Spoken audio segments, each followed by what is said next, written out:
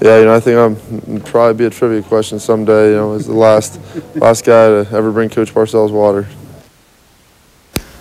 Little Bobby Boucher water boy there. Hey, big day in Zeville. 3 former Buckeyes in town signing autographs for the OSU faithful. 2006 Heisman Trophy winner Troy Smith, his center Doug Dadish, who just yesterday signed with the Atlanta Falcons, and second-year linebacker and Lancaster native Bobby Carpenter. For Smith, he'll most likely be the third-string quarterback for the Baltimore Ravens behind starter Steve McNair and backup Kyle Bowler. Dadish still has to make the team and prove himself to the coaches in training camp. And in the meantime, Carpenter recently got a new head coach with the Cowboys in Wade Phillips, which might actually be better for Bobby since Phillips is a defensive-minded kind of guy. Now, no matter how you look at it, these guys are part of the National Football League. See this, Doug? Very exciting, getting ready for a Super Bowl, getting ready for another chance to showcase my talent and be a team guy, a team-oriented guy, and that's what it's about right now. The Baltimore Ravens, the city of Baltimore, the state of Maryland, just getting ready for that season. It's a dream come true so far. I've worked hard my whole life and been able to be taught by some great people at Ohio State, and finally it's paying off, and I'm just excited to get started. It should be another strong team, and everybody in the NFL has solid teams, and they're expecting big things. But hopefully, with all the guys we have returning and the new coach, and the new staff that's came in, I think we should be able to get a lot of things done. And it'd be disappointing if we didn't win a couple games in the playoffs. High school football now. You've heard of the Statue of Liberty, Fumble Rooski, and the swinging gate. If not, watch an all-star game sometime. They either work or they don't. When they do, fans love them, and it drives opposing coaches crazy. You never know when they're coming. You can't defend them. You just got to take them as they come. The best part is how secretive the coaches are when you got a camera at practice. It's almost like there's important CIA documents that I don't want you to see. I guess we'll just have to wait and see on Friday which one of them gets run and if they even work. There's going to be highs and lows, and it's going to be the team that kind of rallies back up, from those lows and probably who makes the last big play because, there's a lot of playmakers in the game.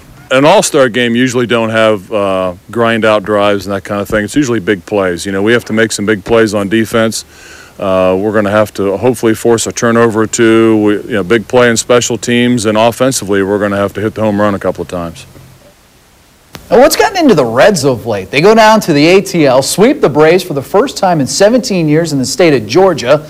Now they got a series with the Florida Marlins. If Cincy can pull out a win tonight, they will have won 4 straight on the road, a first this year in the Queen City. 5th inning, 4-3 fish. Josh Willingham takes the pitch deep to left field up into the tarp bleached area there. His 15th of the year. 5-3, the fish are swimming. 8th inning now. Couple guys on base for Ryan Friel. He's going to go to left field with it. Not as far, but does more damage. Puts his team in front, 7-5, and that's how they win it over the Marlins. 4 straight for the Redlegs. How about that?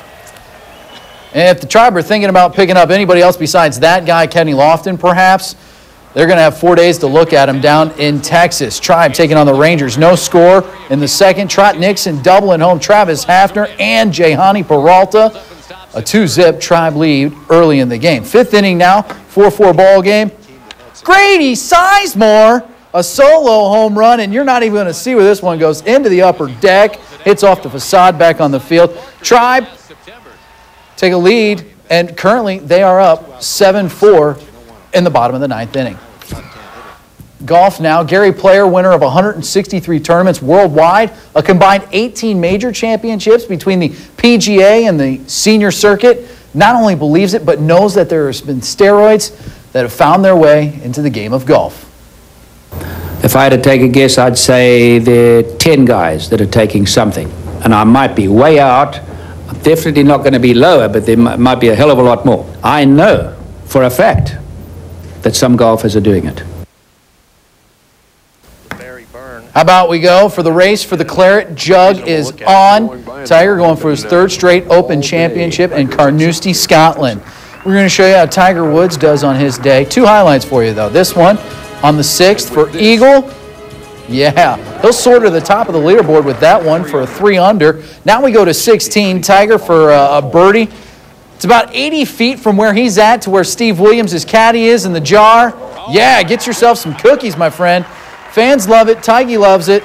He's tied for 8th, shot a 69-2 under today. Now, Ernie Els on the first hole, he's on the beach, gets it up, gets it out, rolls it right into the pin. That's a nice little birdie for Ernie Els there. 72, he's 1 over, and then John Daly makes himself an eagle, but it's what he does in the next 7 holes that's pretty impressive. Actually, not so much. He goes 8 over in the next 7 holes. He's tied for 78th overall, Jackie. A 74, 3 over on the day for John Daly. I guess Tiger's not losing too much sleep with the new baby. No, He doesn't appear to be. It's funny. He said he's actually been able to get out to Carnoustie and finally get some sleep now that Sam Alexis, is back home with Elin. With someone else. Exactly. Well, that's good. Thanks, Mike. We'll be right back after this.